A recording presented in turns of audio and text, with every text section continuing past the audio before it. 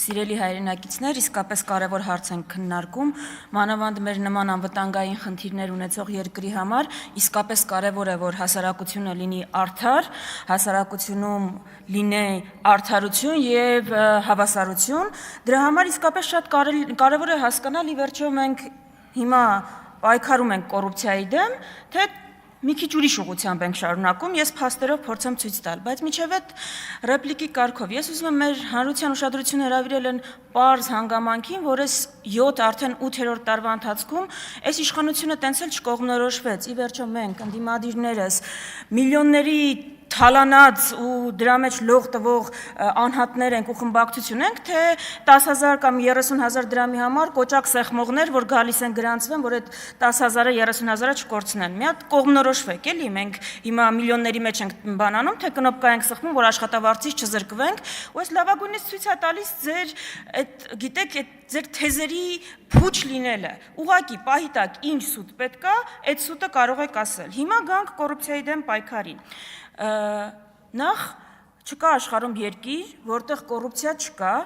եւ Հայաստանը բացառություն չի ու չի կարող լինել, եւ չկա աշխարհում երկիր, ով այսինքն ստեղծվել է, այդ իր ճանապարհը անցել է ու չի անցել են ամեն ինչի միջով, ինչ մենք ենք անցել։ Ու մինչև 2018 թվականը մեր պատմությունը գնալով բարելավող պատմություն էր։ Այսինքն նաև այս ասպարեզում կարելի էր բողոքել տեմպերից, այո, բայց մենք 90-ականներին ավելի վատ վիճակում էինք, 2000-ականների 90-ականների համեմատ ավելի լավ վիճակում էինք, 2010-ականներին 2000-ականների համեմատ ավելի լավ վիճակում էինք ու մինչև 18 թվականը։ 18-ին այս մարդիկ եկան, խոստացան արմատախիլ անել կոռուպցիան, որևէ այդպիսի դրվագ դուք չեք տեսնի։ Հիմա եկեք միասին տեսնենք, այս մարդիկ արմատախիլ են արել կոռուպցիան, թե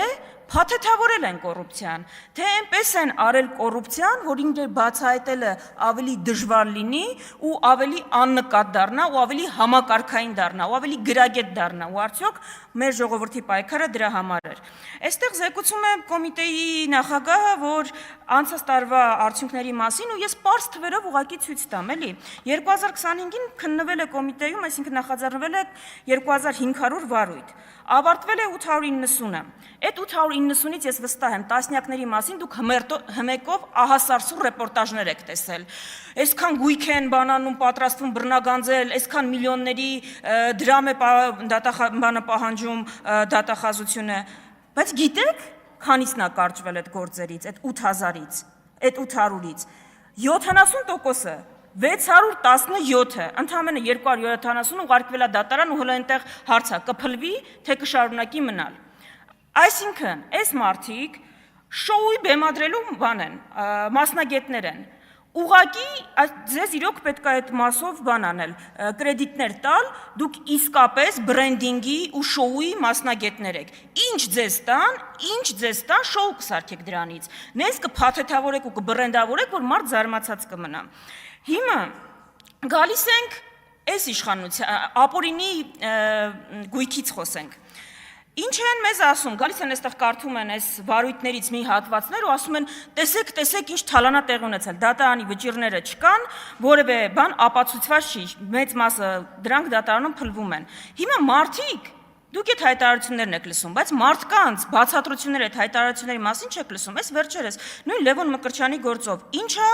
մարդը ասում։ Պարզ մի նախադասություն ուղղակի 2025 թվականի դեկտեմբեր ամսին անհասկանալի պայմաններում որոշվում է, որ ինձնից մի թիվ պետք է գանձվի։ 2026-ի հունվար ամսին 10 անգամ ավել թվով հայց է ներկայացվում դատարան։ 26-ի մարտի 2-ին հանդես է գալիս հրապարակային հայտարարություն, որում գումարի չափը բոլորովին այլ է։ Սիրելի քաղաքացիներ, ինչի մասին է այս խոսում։ Խոսում է նախընտրական տենդի մասին։ Ինչ է տեղի ունեցել։ Այս մարդիկ եկել են խոստումով կոռուպցիան արմատախիլ անելու, կոռուպցիոներներին նստեցնելու, որևէ բան չեն արել, եկել է ընտրություն, դուք իրենց հարցնում եք, բայց ձեր խոստումները ինչ եղան, 6 ամիս առաջ ոտու ձեռ ընկած, այսպիսի փնթի գործեր են հրապարակում, հմեկը ռեպորտաժներ է պատրաստում, այն կարգի փնթի, որ մեկի գործի մեջ copy paste կա, լրիվ ուրիշ մարդու գործը։ Այդ կարգի գործերով ձեզ ուզում են ասել, մեզ քվետվեք, 8 տարի ղեկավարել ենք երկիրը, նախընտրական խոստումները չենք արել, որ 13 տարի ղեկավարենք, որ 4.5 տարի էլի բան չանենք, վերջին 6 ամիս ընտրություններից առաջ գանք ձեզ ասենք, էլի կոռուպցիայի դեմ ենք պայքարում, խաղաղություն ենք բերում, Ես ուզում եմ դուք լավ հասկանաք, ՔՊԻ-ն ընտրել, նշանակում է ընտրել, որ իրենք 4.5 տարի էլի բան չանեն, վերջի 6 ամիսը ոտու ձեռ ընկած գան ձեր դռները, խոստանան նույնը, ինչ որ նախորդ ընտրություններին են խոստացել, խաբեն ձեզ, այս գործերը էլի ցենց ուռճացված թվերով ներկայացնեն ու ոչինչ չանեն հաջորդ 4.5 տարիներում։ Հիմա մենք հասկանանք, այս ուժը սուրբ է, թե նույն կոռուպցիայի մեջ թաթախված բանն է, ուժն է, ուղղակի բրենդավորել են դա։ Գիտեք, ձեզ որևէ մեկը կոռուպցիայի դեմ պայքարին ոչ մի բան չէր կարող ասել։ Ես անձամբ իմ ընտանիքի որևէ անդամի անգամ չեմ պաշտպանի, եթե որևէ այդպիսի գործում թաթախված լինի։ Բայց ձերը կոռուպցիայի դեմ պայքար չի, ձերը քաղաքական վրեժխնդրություն է։ Դուք կոռուպցիոն գործերը հարսում են մենակ նրանց նկատմամբ, այսինքն հիմնականում նրանց նկատմամբ, ով ձեր դեմ ակտիվ խոսում է։ Հովիկ Աղազարյանի դեմ կոռուպցիոն գործ հարուցվեց, ձեր հետ չհամաձայնվելուց հետո։ Մի երկու դեպք կա, որ ձեր նախկին թիմակիցներ իրանք խավության նոխազներն են։ Իրանք են դերակատարություն են անում, որ ձեր դեմքը պիտի լվան, որ դուք գաք այս ամբիոնից ասեք մենք հոմենակ ընդդիմադիրների դեմ չենք պայքարում։ Ասեմ կոռուպցիայի դեմ եք ուզում պայքարեք, հակակոռուպցիոն կոմիտեի նախագահ, ով ձեզ որևէ բան կասեր, եթե ընդդիմադիրների շարքում լիներ Սերգեյ Բագրատյանը։ Սերգեյ Բագրատյանի կնոջ հանքից ինչ կա։ Ինչ կա։ Հետքին դատի տվեք, հետքի քննություն, մի բան արեք, մի անհանգստացեք, հիմա, Պարոն Բագրատյան, տեղում խնդրում եմ 25 միլիարդից, անիվի 25 միլիարդից ինչ կա, Աննա Հակոբյանի հանգստացեք, դուք այստեղից ելույթ կունենաք, հերքումը տարածեք, ես հետ լրատվականի հետաքննությանն եմ ըղում անում, ինչ եք ուզում, լսեք կգաք եստեղից կհերքումը տարածեք, դուք ես երգումները չեք տարածում, ու մի վատացեք, հանգստացեք, Տիկին Վարդանյան, մի վարկյան, Պարոն Բագրատյան, խնդրում եմ, ջեր ձղաձգումները ձեզ պայեք, նորմալ խոսեք, խնդրում եմ մի րոպե անջատեք, էլի, Պարոն Բագրատյան, խնդրում եմ տեղից մի արձագանքեք, Տիկին Հակոբյան դուք նույնպես, համեցեք, շարունակեք, միացեք խոսափողը, Աջափնյակի մետրոից ինչ կա, 8 տարի խոստացել եք Աջափնյակի մետրոյի նոր կայարան, այդ գիտեք ինչ դարձավ վերջը քրեական գործ դարձավ ձեր նախընտրական հերթական խոստումը, այն օլիգարխների դեմ, որ հայտարարում եք պայքարում են, ո՞նց եք պայքարում, իրանց հարկային ու մաքսային արտոնություններ տալով, հետո իրանք մուծվում են իմ քայլը հիմնադրամին, հետո իմ քայլը հիմնադրամը անվճար դասընթացներ է անում, ու բան է անում, կրթաթոշակային ծրագիր է անում, նախընտրական տարում, այդ եք պայքարում կոռուպցիայի դեմ, սա կոռուպցիա է, թե կոռուպցիայի փաթեթավորում է, ուղղակի ավելի սիրուն է հիմա ձեր կոռուպցիան, հա, գրեհիկ տեսք չունի, այսինքն ձեր խնդիրը էդ էր, բա ժողովրդին ասեիք, որ գալու եք փաթեթավորեիք, բրենդինգային ընկերություն եք, դա ասեիք դուք, որ այդ կոռուպցիան ավելի նենց է կանելու, որ մարդիկ չկարողանան ծերը գտնել ու տեսնել։ Մի հատ էլ թեմա, որից քիչ է խոսվում, այս թմրը համաճարակը, որ այս երկրում կա, դա կոռուպցիա կա այդտեղ, թե չկա։ Ո՞նց է լինում, որ դուք ցանկացած ընդդիմադիր գիտեք ինչա շնչում, ում հետ է հանդիպում, ինչը անում, բայց չեք կարողանում բացահայտել ովքեր են դպրոցի մոտ թմրադեղեր վաճառում։ Չեք կարողանում, ուզում եք, չեք կարողանում գտնել, ուզում եք, չեք կարողանում պայքարել, թե շահառուները ձեր մեջ են նաև։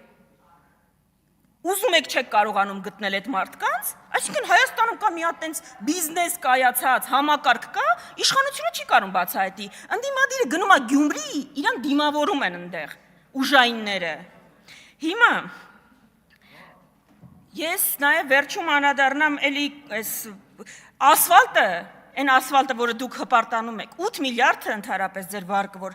այդքան փաթաթել եք բոլորիս վզին, լավագույն ապացույցն է, 8 միլիարդով Հայաստանում հնարավոր էր նես տեսանելի արդյունք ունենալ, թիփեր կառուցել, ատոմակայաններ կառուցել, ինչ է կարել այդ, ուր է փոշիացել, հեսա գալու են ասեն դպրոց են կառուցել, բայց բյուջեի աճով ինչ է կարել, այդ ձեր պարտավորությունն է, որ մի կառավարությունը դպրոց չի կառուցել, այսինքն այդ միլիարդավոր է, որ վերցրել եք, ձեզնից շատ ենք երևի կառուցել, հիմա, և այս ջղաձգումների մասին, երեկվա, այսօրվա, ես չեմ հասկանում, ձեր խնդիրը որն է, Գյումրիի ընտրության արդյունքները դուք չեք բողոքարկել, Գյումրիում հակաօրինական բան է տեղի ունեցել, ինչի դեմ եք պայքարում, ինչը թույլ չեք տալու, թող Փաշինյանը հրովարտակ արձակի, Որ Հայաստանում արգելված են, ինձ ընդհատել են, հիմա կավարտեմ։ Որ Ես եմ որոշում իմ հետ տենց խոսալ, տիկին Վարդանյան, չի կարելի։ Այսինքն շուռ գալ ձեռքով ինձ ասել, ինձ ընդհատել են, ես հեսա կավարտեմ, ավարտվեց ձեր ելույթը, նստեք ձեր տեղը։ Այսինքն դա նշանակում է, որ բանախոսը պետքա շուռ գա ազգային ժողովի նախագահին ձեռով անի, ասի ես կորոշեմ։ Ուրեմն ես եմ ստեղ որոշելու, ազատեք ամբյոնը։ Հովիկ Աղազարյան, համեցեք։ Բաժանորդագրվեք Արմադ մեդիայի ալիքներին YouTube-ում, Facebook-ում, Instagram-ում և Telegram-ում։